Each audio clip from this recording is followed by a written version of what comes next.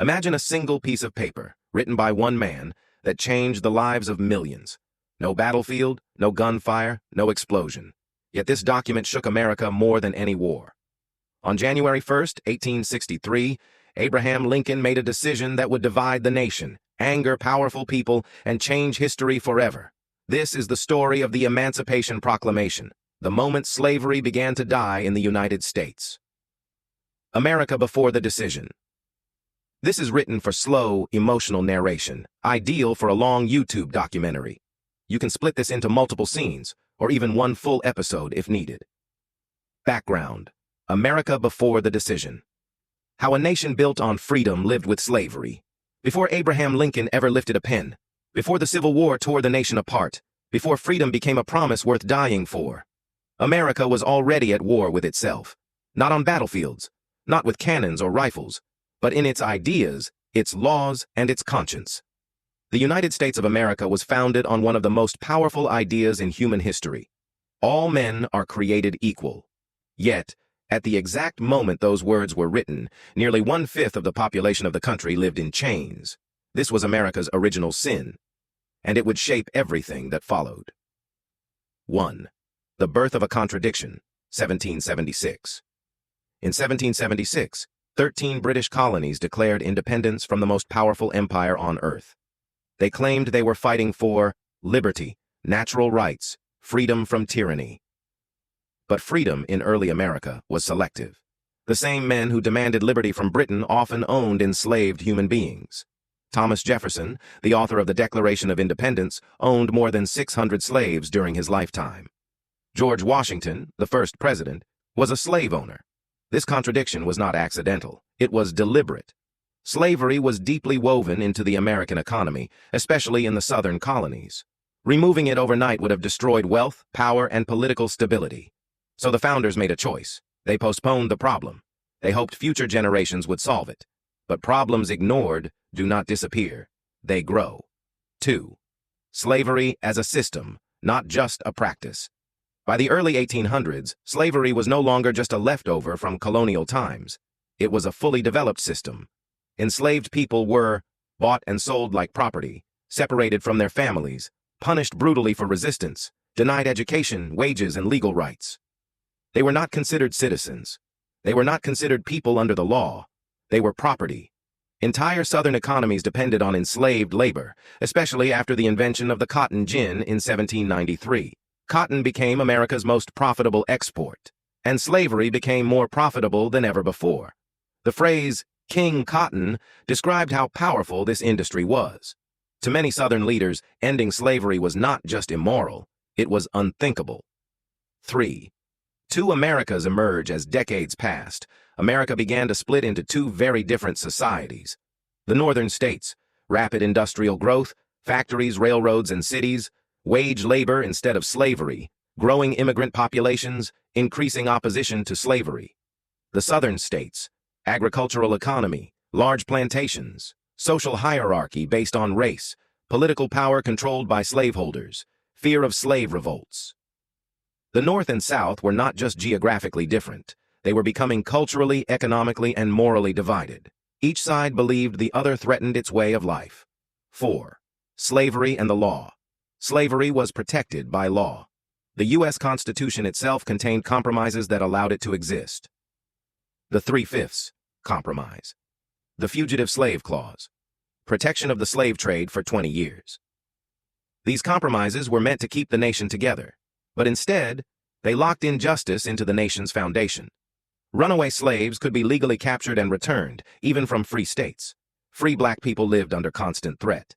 Justice depended on skin color. 5. Resistance and abolition. Despite the system's power, resistance never stopped. Enslaved people resisted in many ways: escaping, sabotage, preserving culture, quiet defiance. Abolitionists, both black and white, began speaking out. People like Frederick Douglass, Harriet Tubman, William Lloyd Garrison. They called slavery what it was, a moral crime. They were often threatened, attacked, and silenced. In the South, speaking against slavery could get you killed. 6. Compromise after compromise. As America expanded westward, each new territory raised a dangerous question. Will slavery be allowed here? To avoid conflict, Congress passed compromises. Missouri Compromise, 1820, Compromise of 1850, Kansas-Nebraska Act. Each compromise delayed war but made it more inevitable. Violence erupted in places like Bleeding, Kansas. Americans were already killing each other over slavery, years before the Civil War officially began. 7. Fear, power, and identity. For Southern leaders, slavery was not just about labor, it was about political power, social control, white supremacy. Many feared that freeing slaves would lead to economic collapse, racial equality, loss of dominance. For many Northerners, opposition to slavery was complicated. Some opposed slavery morally, others opposed it because it threatened white labor jobs. Racism existed on both sides, but slavery made it permanent. 8. The world is watching. By the mid-1800s, much of the world had already begun ending slavery. Britain abolished it in 1833. Other nations followed. America, however, still defended it. This damaged the nation's moral image. A country that called itself the land of liberty was holding millions in chains. The contradiction became impossible to ignore. 9. A problem. No one could escape. By the time Abraham Lincoln entered national politics, slavery had poisoned every debate. It affected elections, court decisions, westward expansion, national unity. There was no neutral position anymore. You were either for slavery, against it, or trying desperately to avoid choosing. But history does not allow avoidance forever. 10. The stage is set. By 1860, America was standing on the edge. The nation could no longer survive half free and half enslaved. Something had to give, and soon it would. Not quietly, not peacefully, but in blood. Lincoln's struggle and doubt. The weight of a nation on one man's shoulders. Opening narration. Abraham Lincoln was no ordinary man. He was a quiet observer, a careful thinker, a man who measured every word and considered every action. And yet, in 1862, he faced the greatest moral and political challenge any leader in American history had ever faced. What to do about slavery in the middle of a civil war that was tearing the nation apart? The stakes could not have been higher. Every decision could. Cost lives, destroy the Union, end his political career, shape the moral future of America. And yet Lincoln understood that the world would remember this moment long after the cannons fell silent. 1. The Civil War's relentless toll. By 1862, the Civil War had already claimed tens of thousands of lives. The first battles were brutal. The fighting was relentless. The news from the front lines was harrowing. At Shiloh, over 23,000 soldiers were killed or wounded in 2 days. At First Bull Run, the Union suffered a humiliating defeat, shaking the confidence of the North. Every morning, Lincoln received casualty reports. Every evening, he went to bed haunted by the faces of young men who would never return home. He was torn. He knew the Union had to survive, but he also knew that the nation's soul depended on the question of slavery. 2. The pressure from abolitionists. A growing number of abolitionists were demanding action. They wrote letters, published newspapers, and spoke from pulpits across the country. Frederick Douglass, one of the most powerful voices against slavery, urged Lincoln to take bold action. The time has come for the president to strike slavery at its very roots. Yet Lincoln hesitated. He knew the political consequences. He knew that many Northerners, even those fighting in the war, were not ready to embrace emancipation. The Union Army depended on states that still allowed slavery, like Maryland, Kentucky, and Missouri. If Lincoln pushed too hard, these border states might secede, adding fuel to the rebellion. 3. Lincoln's moral dilemma. Lincoln's private writings reveal his internal struggle. He admitted, "If I could save the Union without freeing any slave, I would do it." This was not hypocrisy. This was pragmatism. Lincoln understood the delicate balance. Preserve the Union, avoid alienating border states, maintain political support in the North, uphold the Constitution. Yet he also knew that slavery was morally wrong. Every day, letters arrived from enslaved people and runaway slaves seeking freedom. Every day, the moral imperative weighed on him more heavily. Lincoln could not ignore it. 4. Political pressures and constitutional limits. The Constitution did not clearly give Lincoln the power to abolish slavery in all states. His advisors warned him. Military action alone could be challenged in courts. Overreach could lead to impeachment.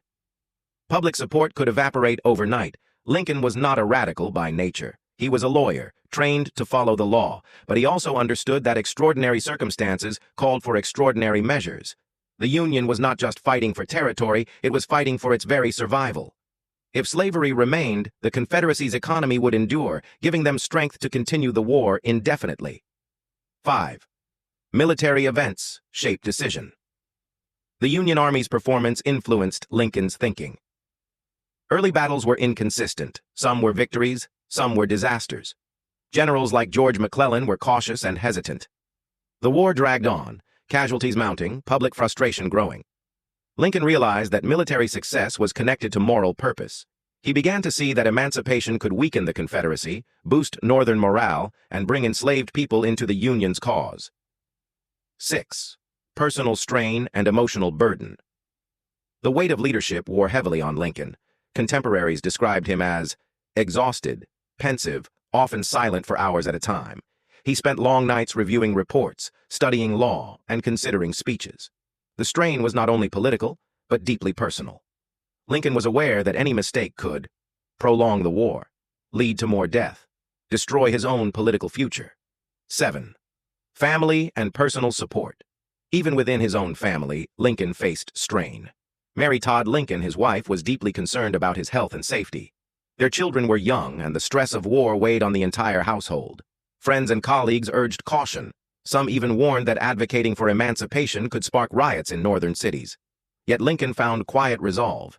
He often wrote in his private journals, "I must do what is right, though the heavens fall." 8. The psychology of decision-making. Lincoln's struggle was not only political, it was deeply psychological. He understood that leadership required patience, moral clarity, political calculation, courage. He thought in scenarios. What if emancipation caused border states to secede? What if Northern soldiers refused to fight for the cause? What if the Proclamation was ignored internationally? Lincoln weighed every risk meticulously. This was not impulsive decision-making. It was the work of a man carrying the weight of a nation. 9. The global context abroad, nations watched America's conflict closely. Britain had abolished slavery in 1833, France in 1848. European nations were unlikely to support the Confederacy if the Union framed the war as a fight against slavery. Lincoln realized that emancipation could prevent European intervention, strengthen the Union's moral authority, make the war not just political but a fight for human rights. 10. The internal conflict. Lincoln's struggle can be summarized as a series of paradoxes. 1. He wanted to save the Union without freeing slaves. 2. He knew freeing slaves could prolong his political survival but shorten the war morally. 3. He feared alienating voters but desired to do what history demanded. 4. He wanted to obey the Constitution but also reshape it through leadership. Every day brought new letters, new reports, and new questions. The moral and political pressure was relentless. 11. The importance of timing. Lincoln knew timing was critical. Acting too early could be politically disastrous. Acting too late could let the Confederacy gain strength. Acting at the right moment could unite the North, weaken the South, and change history. He waited for the right opportunity, which would come after a major military engagement, the Battle of Antietam. 12. Lincoln's private reflections. In his private writings, Lincoln expressed his doubt and fear. "My paramount object in this struggle is to save the Union, and not either to save or destroy slavery. If I could save the Union without freeing any slave, I would do it. And if I could save it by freeing all the slaves, I would do it." This shows the balance he maintained between pragmatism and morality. He did not take the decision lightly.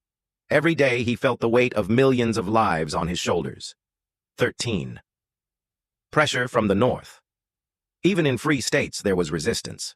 Many Northerners were not abolitionists. They feared job competition from freed slaves. Newspapers criticized Lincoln for appearing too radical.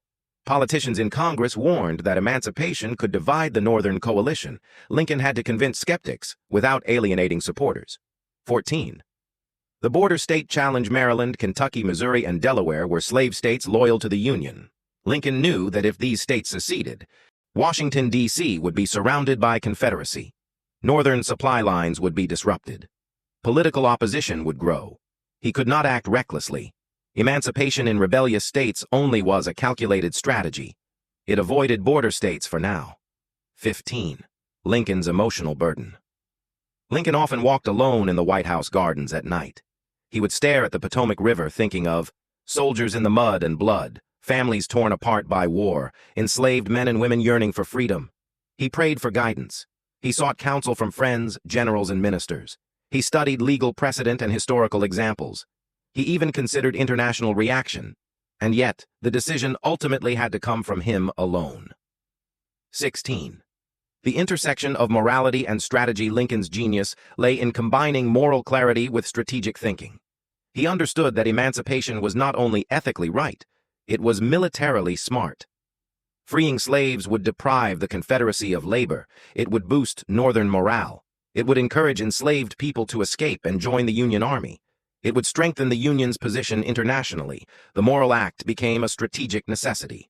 17. Foreshadowing history. By the end of 1862, Lincoln was ready. He had weighed the risks. He had considered the consequences. He had studied the law and consulted allies. The nation waited unknowingly, unaware that the most transformative presidential act in American history was about to happen. Lincoln's struggle and doubt were not signs of weakness. They were signs of extraordinary responsibility. Abraham Lincoln's struggle was the story of a man alone with history. Every choice carried unimaginable weight. Every decision would be judged by millions, then and centuries later. And yet, after months of doubt, reflection, and careful planning, he would do the unthinkable. He would issue the Emancipation Proclamation, changing the course of the Civil War, the fate of millions, and the soul of a nation. The next moment in history was coming. And when it arrived, America would never be the same. The turning point, Battle of Antietam, the bloodiest day that changed, Abraham Lincoln's decision, opening narration, September 17, 1862. A day that would forever be etched into the annals of American history. A day when the fate of a nation hung in the balance. The Battle of Antietam, also known as the Battle of Sharpsburg, was not just another clash of armies. It was a turning point in the Civil War. It was a day that provided Abraham Lincoln with the opening he had been waiting for. It was a day soaked in blood, courage, desperation, and moral reckoning. 1. Setting the stage. The Civil War in 1862. By mid-1862, the Civil War had already claimed tens of thousands of lives. The North and South were locked in a bitter struggle. The Union Army had won some battles, but many were inconclusive. The South had several victories, and Confederate forces under General Robert E. Lee were emboldened. Lee had a bold plan: invade the North. He believed that striking into Union territory could convince Northern politicians to consider peace, encourage European powers to recognize the Confederacy, rally Southern morale, and gain support from border states. It was a high-risk gamble. The stage was set for what would become the bloodiest single day in American history. 2. The armies. The two armies that would clash at Antietam were formidable. Union Army, Army of the Potomac, led by General George McClellan, approximately 87,000 soldiers, well-equipped but cautious, known for slow decision-making and over-caution Confederate Army, Army of Northern Virginia, led by General Robert E. Lee, approximately 38,000 soldiers, fighting on familiar terrain. Motivated, well-trained, confident. Despite being outnumbered, Lee's army was determined. The Union had numbers. Lee had strategy, leadership, and motivation. 3. The strategy and movement. Lee's army moved north through the Shenandoah Valley into Maryland, hoping to carry the war into Union territory. He intended to relieve pressure on Virginia, demoralize the North, potentially influence the upcoming Northern elections. McClellan, commanding the Union forces, moved cautiously. He had received intelligence, the lost Special Order 191, detailing Lee's plans. This gave him a rare advantage. He knew Lee's army movements and strategies. Yet McClellan hesitated. He overestimated Confederate strength. Meanwhile, Lee fortified positions near the town of Sharpsburg, Maryland, along Antietam Creek. 4. The battle begins. At dawn on September 17th, Union troops began crossing Antietam Creek. The morning fog hid movements. Cannon fire echoed through the hills. Soldiers clashed in cornfields and orchards. The first major engagement occurred at the cornfield. Union and Confederate soldiers fought hand-to-hand, with bullets and bayonets cutting down waves of men. By mid-morning, thousands were dead or wounded. The battle moved to the sunken road, later called Bloody Lane, where the fiercest fighting occurred. Confederate troops were pinned in a narrow depression. Union soldiers pressed forward relentlessly. Casualties mounted on both sides. Blood soaked the earth. Smoke filled the air. Cries of the dying echoed across the battlefield. 5. The impact on Lincoln. Thousands of miles away in Washington, D.C., Abraham Lincoln waited anxiously for news. Reports came in sporadically, often contradictory. Some said Union forces were failing. Some claimed small victories. Casualty numbers were horrifying. Lincoln knew that the outcome of this battle could dictate his next move. If the Union lost, his opportunity to issue the Emancipation Proclamation would vanish. If the Union succeeded, even marginally, he would have the political capital to act. The weight of decision bore down on him. 6. Midday. Fierce combat. By noon, the battle raged across multiple fronts. The cornfield. Union troops pushed forward under heavy fire. Confederate lines wavered but held firm. Generals on both sides were wounded or killed. The sunken road. Soldiers fought in brutal conditions. The road became a killing field. Both sides suffered thousands of casualties. Burnside's bridge. Union troops struggled to cross a narrow stone bridge. Confederate defenders held the high ground. Hours of intense combat ensued before Union forces finally advanced. By the end of the day, nearly 23,000 soldiers were dead, wounded, or missing. It was a day of unimaginable horror. 7. Military significance. The battle was tactically inconclusive. Lee's forces were not destroyed. Union forces did not capture Sharpsburg yet. Strategically, it was significant. Lee's invasion of the North was halted. Confederate momentum was broken. The Union had a moral and political boost. Lincoln saw what many historians call the perfect opening. 8. Political and moral implications. After Antietam, Lincoln realized the Union Army had survived. Public opinion could be swayed. Abolitionists could now demand action with political support. Border states were still loyal. The battle had provided the justification he needed to issue the Emancipation Proclamation without splitting the Union further. This was not just a military decision, it was a moral and political turning point. 9. Human cost. The human toll was staggering. Nearly 23,000 casualties in a single day. Entire units wiped out. Families devastated by loss. Soldiers faced unimaginable horrors. Close quarters combat. Extreme fatigue. Lack of medical care, constant fear of death. Lincoln understood that every signature on the Emancipation Proclamation would carry the weight of these sacrifices. 10. Lincoln's decision. Within days, Lincoln made his move. He issued the preliminary Emancipation Proclamation on September 22, 1862. It declared that on the first day of January, in the year of our Lord 1863, all persons held as slaves within any state or designated part of a state, the people whereof shall then be in rebellion against the United States shall be then, thenceforward, and forever free. Lincoln's struggle and doubt had led him to take decisive action, using the victory, or at least survival, at Antietam as political cover. 11. The legacy of the battle. The Battle of Antietam remains the bloodiest single day in American military history. But it was more than a military engagement. It was the moral turning point of the Civil War. It gave Lincoln confidence to act, political leverage, moral authority. It gave the enslaved people of America hope. It gave the Union a clearer purpose, to not just preserve the nation, but to fight for freedom. Closing narration. The Battle of Antietam was more than a clash of armies. It was the moment history gave Abraham Lincoln the chance to act. The blood shed on that Maryland battlefield created the conditions for a moral decision that would echo for generations. The next step would be Lincoln's Emancipation Proclamation, a document that would forever redefine America. And it all began with the bloodiest day in American history.